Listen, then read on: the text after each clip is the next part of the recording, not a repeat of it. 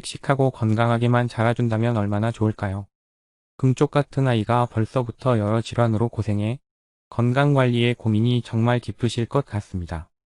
대표적인 알레르기 질환으로는 아토피와 비염, 천식, 결막염 등을 예로 들 수 있습니다. 나타나는 부위가 다를 뿐 모두 같은 질환이라고 봐야 합니다.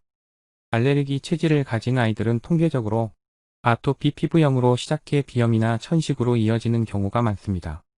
이를 알레르기 행진이라고 부르는데 이 과정은 모두 초등학교 입학 전에 이루어질 가능성이 높습니다. 그래서 아토피와 비염이 함께 동반되는 케이스가 많은 것이죠. 흡열이 많은 체질은 알레르기가 강하게 반응하도록 만드는 원인이 되기도 합니다.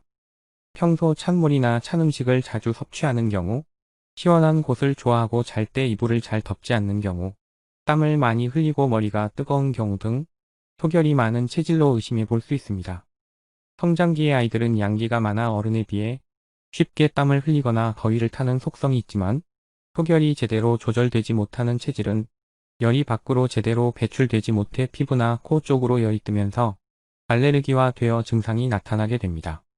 증상이 나타날 때 일반적으로 스테로이드 연고나 항히스타민제를 처방받아 사용하시는 경우가 많습니다. 증상이 가볍고 깊지 않은 상태에서는 금방 치료되지만 이는 기본적인 대증요법이기 때문에 만성으로 깊게 자리 잡은 경우는 장기적인 치료에 대해선 조금 고민해 볼 필요가 있습니다. 증상을 빠르게 가라앉히는 데에는 매우 효과적이나 염증이 강한 상태에서 갑자기 멈추면 리바운드 현상에 의해 급격히 악화되거나 장기 사용 시 피부가 섬유화되어 부작용이 나타날 수 있기 때문입니다. 그래서 근본적인 치료를 위해 한방을 병행하시는 경우가 많습니다. 알레르기성 체질을 개선해 피부 점막이 예민하게 반응하는 민감도와 병원 약의 사용량이 서서히 줄어들며 호전되는 것이죠. 한의학에서는 아이의 알레르기 체질에 대해 보장육부의 기능이 미숙하고 면역력 형성이 부족한 것을 원인으로 봅니다. 기와 혈 인체의 모든 부분이 아직 미숙하고 견고하지 못해 면역체계가 불안정하게 반응하는 것이라 보는 것이죠. 개인 처방을 통해 체질을 개선하여 증상을 완화시키고 자생력을 높여 균형 있는 면역력을 갖출 수 있도록 치료할 수 있습니다. 또 한약과 더불어 연고, 입욕제 등 다양한 외용제를 함께 처방받아 관리해 볼 수 있습니다. 인공적인 방부제나 알코올 성분을 첨가하지 않고 순수 한약 성분으로 배합되어 부작용이나 내성 걱정 없이 관리가 가능하다는 장점이 있습니다.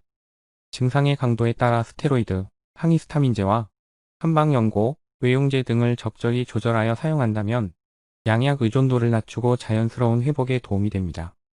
하지만 치료 여부를 떠나 알레르기 민감성이 높은 경우 생활 습관을 개선하고 유지해 나가는 부분 역시 중요합니다. 쓴바기, 냉이, 취나물, 쑥 등 쓴맛 나는 채소는 뭉친 소결을 풀어주고 몸을 튼튼하게 만드는 데 도움이 되니 평소 자주 섭취하는 것이 좋습니다. 반신욕이나 족욕은 기의 순환을 촉진시켜 소결을 풀어내는 데 효과적이며 아토피 가려움이 심하지 않도록 평소 보습제를 충분히 발라주시고 여름에는 하루 2번 미온수로 10분가량 간단히 샤워하는 것이 좋습니다. 소양이 심할 경우 차가운 물수건을 증상 부위에 잠시 가볍게 대주세요. 저의 답변이 도움이 되셨길 바랍니다. 상담 한의사 기오필 원장이었습니다. 감사합니다.